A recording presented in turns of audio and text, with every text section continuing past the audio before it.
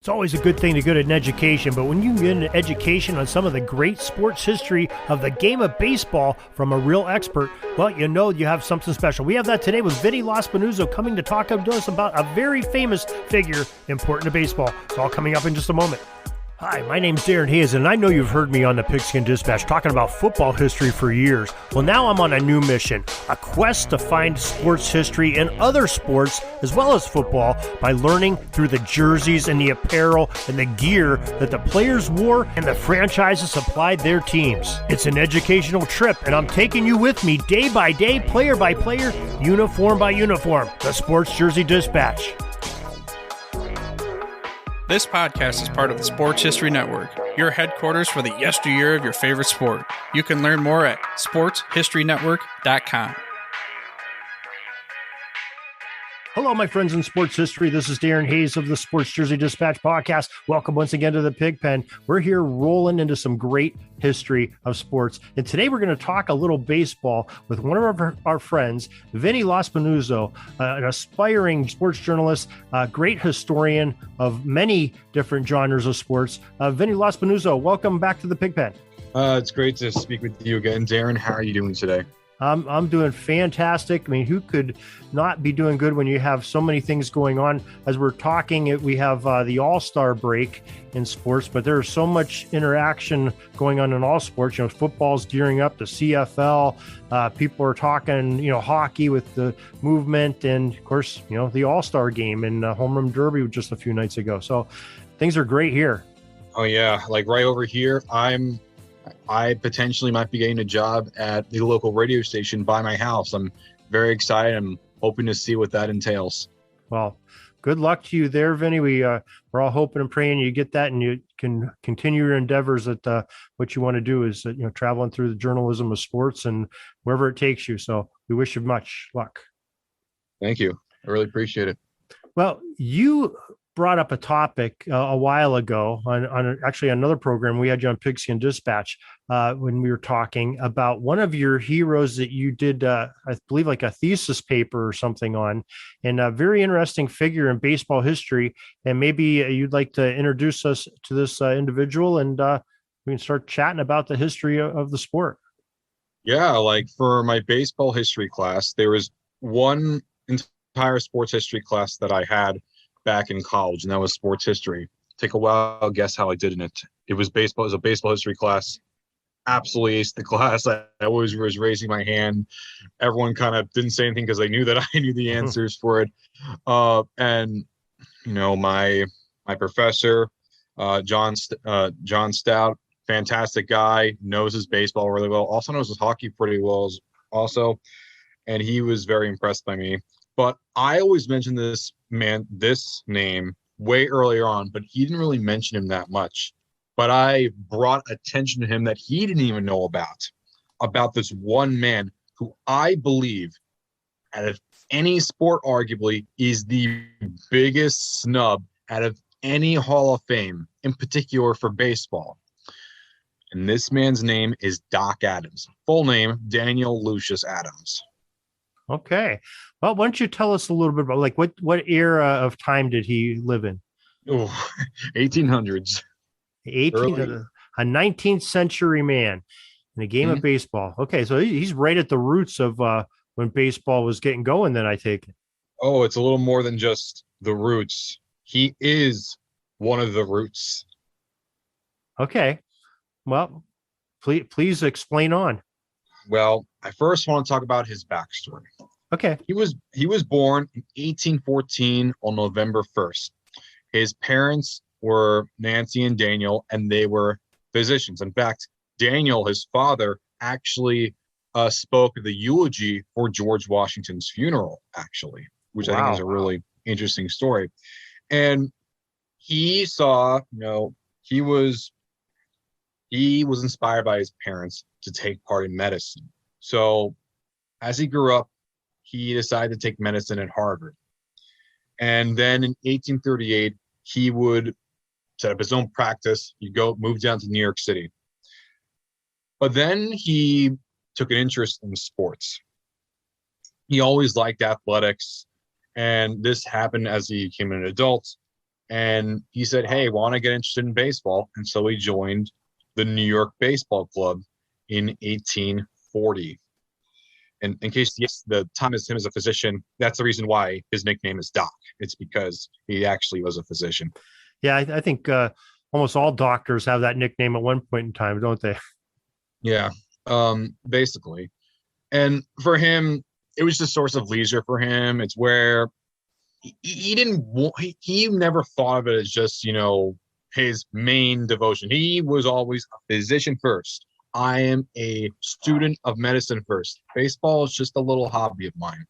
I just want to use it as a place where I could socialize. And it was like the best way to describe how the environment was like, it was more like how a country club would operate. And even then, baseball was even spelled differently. It was base, space, ball. It was two different words. Very interesting. Okay, but it was a little bit different game back when he would have started back there in the 1830s than what we may recognize, right? Oh, yeah. It was mostly formed from, a lot of people think that Abner Doubleday created baseball. That's completely wrong. That was only created just to bring in the mythicism that baseball is an American game. In reality, it was made from immigrants from Western Europe that moved to America via New York City, Ellis Island, and they mostly had rounders, stickball, and cricket.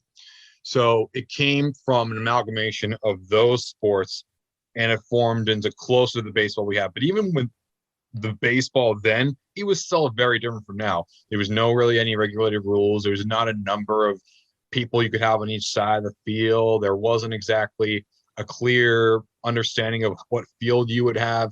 It was very posh-posh. It was very loose. Again, like I said, more of a country club as opposed to like an organized game. Yeah. So you're saying, I believe some of the descriptions I've heard, there was like everything was fair territory. There was no foul territory in that game, if I understand, or very little foul territory, or maybe they didn't call it foul territory then. Correct. It was very little, none. The rules were very loose. You could basically do whatever you want, for the most part. And, when it came to Adams, he would stay with the New York Baseball Club. And then him and several players as well came along with him to form the New York Knickerbockers. And the main founder and the driving force was Alexander Cartwright, who, of course, went on to become a Hall of Famer himself back in the 1930s, if I recall. Yeah, but Adams was also just as significant to the team as well as Cartwright. But Cartwright got a lot of the credit, but some could argue that Adams is even more significant than Cartwright was. Yeah, because they actually ended up adopting the rules called the Cartwright rules, I believe, when they the Knickerbockers had a game against another New York City club, or maybe it was a New Jersey club. I think, yeah, it was one of the other clubs at that time. It was another one of the clubs at their times. The name escapes me in particular, but it was one of the teams at that time. Okay. Yeah, so Knickerbockers had a lot of significance to the history of baseball. Anytime you go into the roots of baseball, the New York Knickerbockers and these names, like you're saying, Cartwright and Adams, and I think there's one or two others. They pop up all over the history. It's definitely, like you say, it's right at the beginning there. Might be the soil that the baseball's sprouting out of. I would definitely say all of them, including Cartwright, Adams, Chadwick, and a bunch of other names, were the soil of the roots, if not the roots themselves, for it to get up. But I've been talking about how Adams came to the team, but I haven't explained what he was like on the team itself. Well, he basically did everything for them. He basically did everything sans pitching. He was an infielder. He was an outfielder. He was the catcher. He even umped certain games as well. And he was basically your guy that would do everything for you.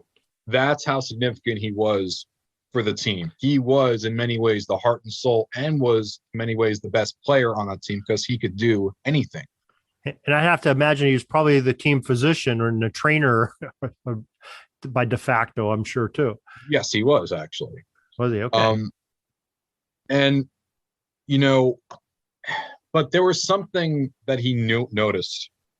You see, I've been talking about the game itself, but I didn't really talk much about the balls they used during that time also. Okay. These were not like the balls of today.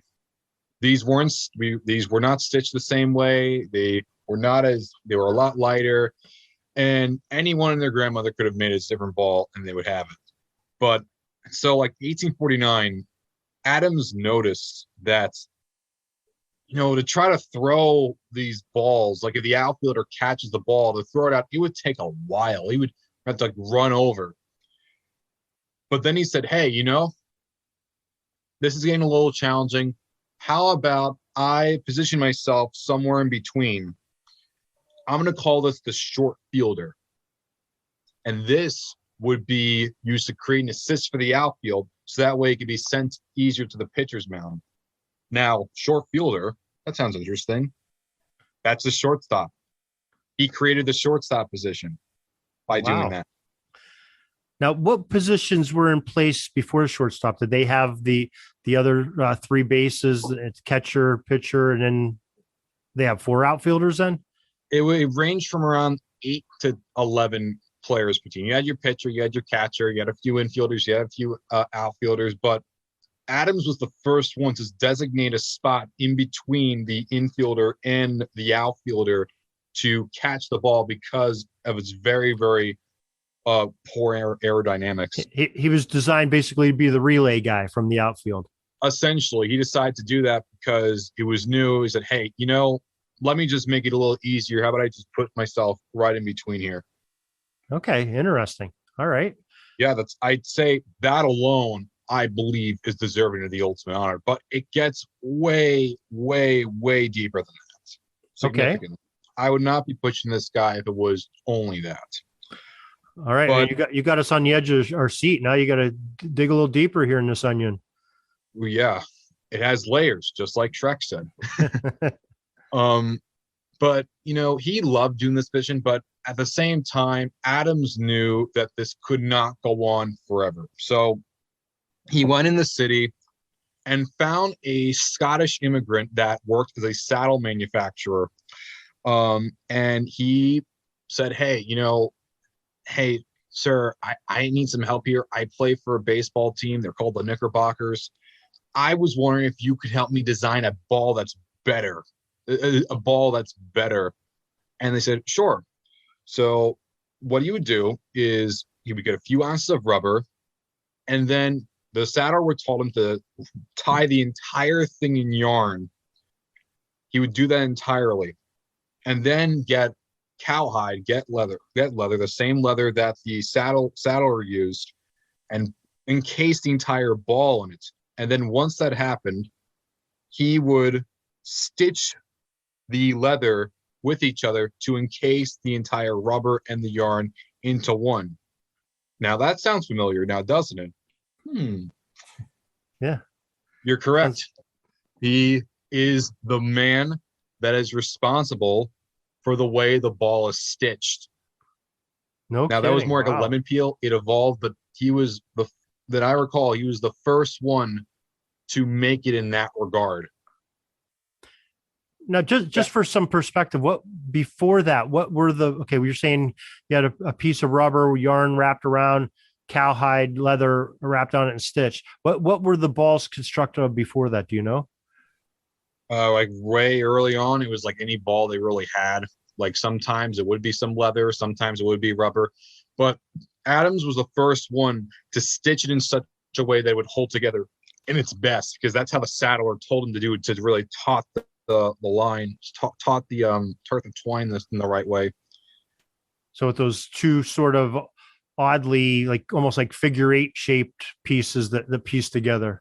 Now, earlier on, it was more like the lemon shape, but then over time it became that. But they called it the lemon in terms of like the lemon peel design. Like I think you might have seen it. Like I think he was the first one to create like the lemon peel shape of the ball, and it was called that because it was around the same size as a lemon, and it would stitch. Unlike the figure eights, it was like across, horizontal, and then vertical on it. That's what the balls were like, and that's how he was taught how to do it. So were they like round, or were they more lemon shaped? Like I'm picturing like a lemon shape with points on the end of it. Am I thinking wrong? It sometimes did jut out very, very slightly at the ends, because that's where both of the that's where the stitching would hit, but it would mostly be round. But that had to be interesting to try to handle a grounder with that shape of a ball. Taking all kinds of crazy hops, I'm sure.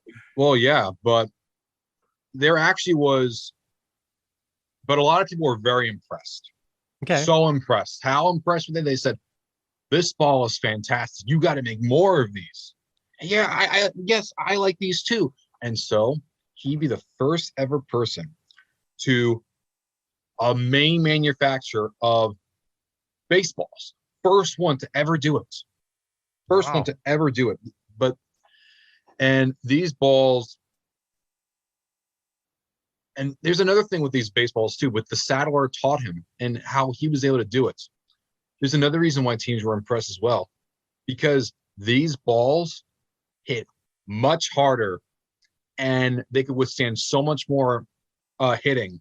And they also went way farther than the other balls too.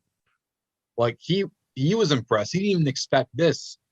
And so he said, you know what? How about I like this position, so I still want to keep it.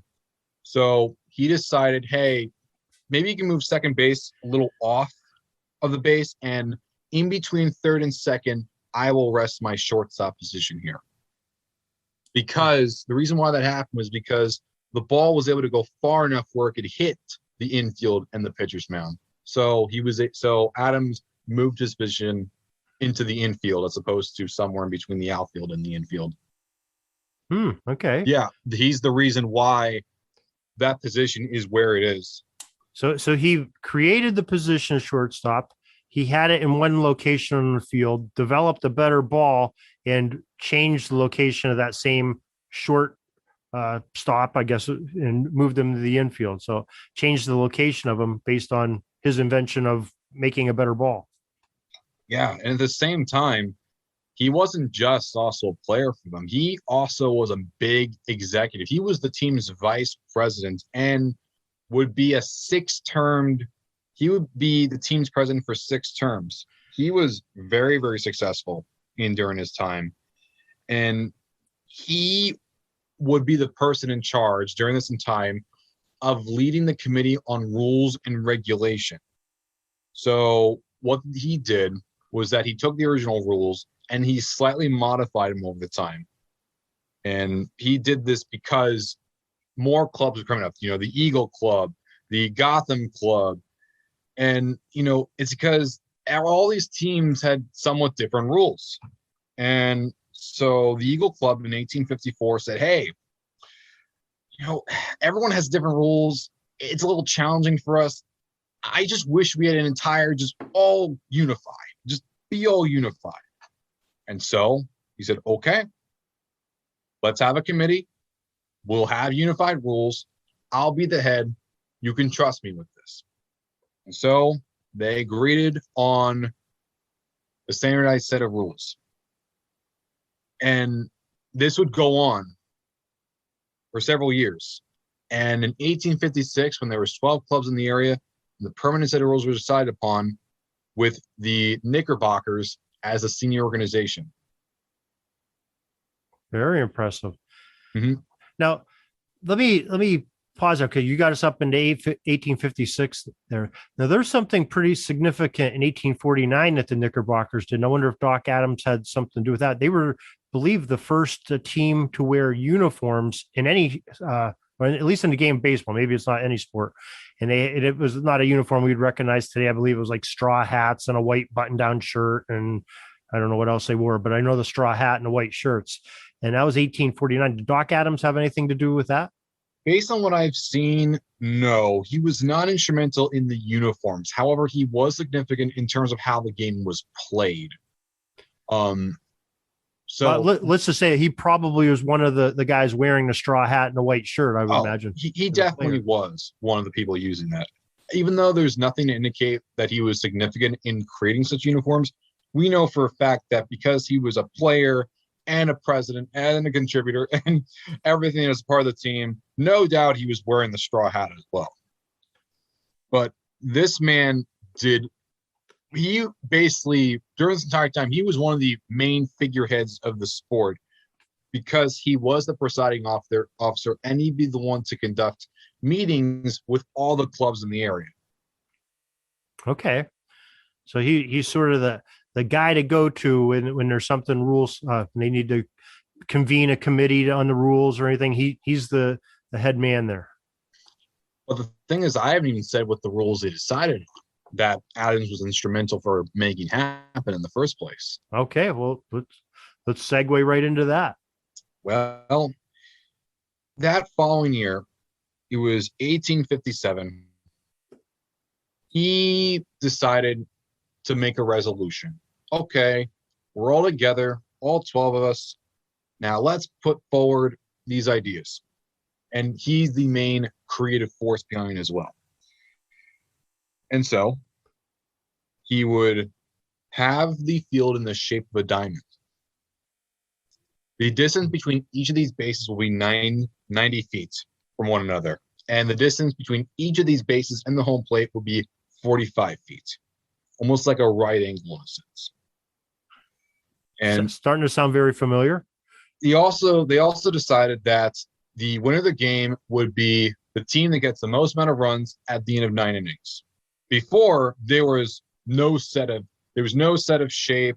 There was not really a consistent number of who they would have, and whoever would win would get 21 runs first. But now they go on for hours, sometimes days. But Adams and the rest of the people said, people have lives to do. This is not our only profession. This is mostly a hobby for us. We need to go home to our families. We need to go home, and we need to go back to work as well. So 9 innings, each inning can go on as long as they can. But after these 9 innings, the game's over. Whoever scores the most runs wins the game. Now, did they have the 3 outs to end an inning at that time? At that, I'm not entirely sure, but they did have a few outs, and they had the base field. Most of that stuff they did have. Okay. All right. Interesting. So he must have had a real fetish for the number 9, because you're saying he had 9 players. He had the 90 feet baselines. The 9 innings. So 9 must have been a pretty important number to him. He's also the reason as to why there's 9 people on each side of the field as well, and 9 innings. The reason why they went with 9 isn't entirely certain, but it's mostly because it created a much easier sense of unity, because it wasn't entirely sure what they would have, but he figured, hey, I love the shortstop position here. I'm going to create 4 infielders and then 3 outfielders, because I want to also make it a little bit challenging for the people that hit the ball a bit closer, and a little bit easier if you hit it beyond, because the balls went pretty far. And 9 on each side, it also was easy for that. And 9 innings, very easy math. And so, because the convention was layered as permanent with their constitution, they became the first ever governing body of the sport, called the National Association of Baseball Players, for the NABBP. And Adams was the main executive and the delegate for the Knickerbockers. And he was there until 1862, and he was a member of the team for 17 years. Wow. But there was one final piece of legislation that was responsible for him that got drafted. And it was called the fly catch, in which which allowed the fielder to get an out to catch the ball, instead of the bound rule, which, because what the bound rule is, it's when the ball hits the ground, and the fielder catches it. Now that's a fair ball. What he says, like, if the fielder catches the ball in the glove that's coming down, catches it, fly catch. And yeah, that is still part of the game as well. Right. That's so a pretty important part of the game. I mean, everything, I would argue everything he's done was a very significant part of the game. But, you know, he wasn't there forever. He then moved to Connecticut with his wife and his 5 children. And they moved to Connecticut, and he was the first president of the Ridgewood Savings Bank. And then he would move his family to New Haven. And he would keep his eye on his sons at Yale. But then he would remain for the rest of his life until he passed away in 1899. And he's currently buried with his wife in New Haven's Evergreen Cemetery. Wow. I wonder, I mean, you're saying, okay, that end of his life cycle there after he did most of his work on baseball, some, decades before the game of football and basketball. But I wonder if he was an inspiration, or if he knew Walter Camp, who was in New Haven, a Yale student who did a very similar thing to the game of football, of transferring some European sports into an American sport. So I wonder if he was an inspiration to Walter Camp. That I'm not entirely sure. I mean, he was by Yale because he checked on his sons. There could have been a chance that, Camp did run into Adams, but we don't know about if they had any exchanges or what happened there. But 2 very significant men, regardless. But there's an issue here. He's not in the Hall of Fame. Why was that? Well, like I said before, it's because Adams never really was never up in front and always really said it. But that was until 1980, when the New York Mets were bought by Nelson Doubleday Jr. And this reignited the false claims that Albert Doubleday created the sport. And so, as a result, the New York Times received a letter. It was from Nathan Adams Downey, who was Doc Adams' great-great-grandson. And he said, I'm sick of hearing this. I want to finally set the record straight. And he had a memoir from Adams' son Roger about everything that his father did. Literally everything. Everything that I told you right here, and then some, Roger detailed with first-hand accounts of everything that happened. And in 2014, SABR, the Society of American Baseball Research, named him an overlooked 19th century legend. And after 200 years after he was born, the Baseball Hall of Fame finally nominated him in 2016. But in a makeup of 16 people, you need 12 people to say yes, but he missed by 2 votes. Imagine saying with a straight face, after saying all these accomplishments, and still 6 people say no to that. I'm not one to lump on other people, but in my personal opinion, you need to have a real sense of hubris to say that with a straight face, because every single thing this man did, these are not trivial bits of information. Like, something as simple as a position on the field is something that he's credited for. The innings, the shape of the field, the number of people on both sides, basic functions. He created all of that. He's responsible for all of this. And when you think of all these basic things, you think of one man, Daniel Lucius Adams. Millions around the globe, whenever you play the sport, even if you stand on that field is in that shape because of him. That position you're playing, it's because of him. That motion, because of him. The inning board being like that, because of him as well. Again, he is one of the founding fathers of America's pastime. If I personally believe that there is and people talk about snubs in the Baseball Hall of Fame who they think should be in. Some people that get annoyed that others get in and say they don't make it. But to me, I don't care what player you want. I don't care what coach you want. I don't care what other person you want. But to me, based on everything I've said here, I believe Doc Adams is by far the biggest snub, not in Cooperstown, and I don't think it's even close. His impact on the game is unchallenged. I think there are many that agree with you. As a matter of fact, I've come across a website, docadamsbaseball.org, that's saying a very much similar message that you are saying, and they're petitioning because he is eligible in 2025 for the ballot, for the classic baseball era ballot, and that's what the whole site is around, telling the history of Doc Adams. Very much everything that you have said here, and they're petitioning for him to be on that ballot and to be inducted into the Baseball Hall of Fame in Cooperstown.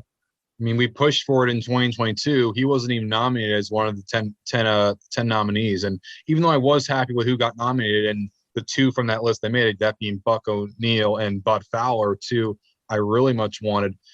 At the same time, those two, I absolutely love their inclusion. And I think they're both significant for the game of baseball itself, especially Bud Fowler being the first ever, black baseball player.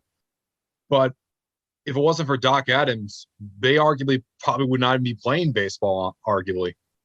Yeah. I would say for all these people, they would not be there if it wasn't for Doc Adams. Yeah. And if you think about it, American sports, baseball is really the first, I believe the first professional sport. It's I know definitely other sports, basketball and football, probably hockey, were modeled, and they envied what baseball was doing, with the statistics and keeping track and the journalism and everything. So he really started this movement by modifying the game and giving it some substance that people could do that. So he really is probably integral in all of American sports. Yeah, I mean, the thing that a lot of people talk about is they think about this game as being so traditional and whatnot and everything, but at the same time, I think it's very hypocritical to talk about all these traditions of the game, but blatantly ignore the person that's responsible for such traditions even existing in the first place.